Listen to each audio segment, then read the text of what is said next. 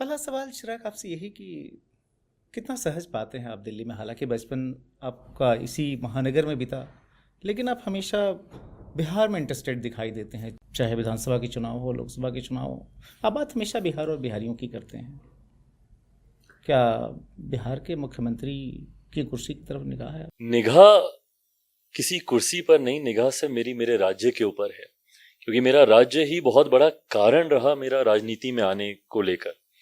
मैं राजनीतिक परिवार से आता हूं और नेपो किड कहना बहुत सहज है, but I was someone initially, जब मुझे नहीं लगा था कि शायद मैं राजनीति में इतना सक्रिय कभी होऊंगा।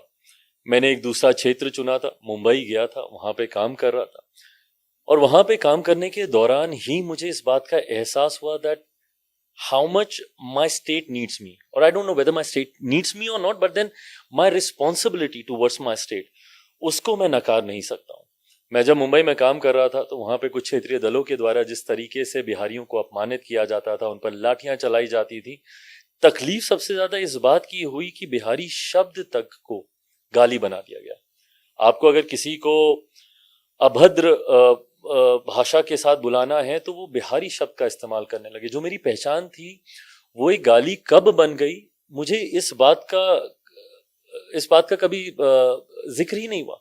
ये पता ही नहीं चला कि कब इतनी खूबसूरत पहचान को लोगों ने इतनी हीन भावना के साथ, इतनी गलत दृष्टि के साथ देखना शुरू किया।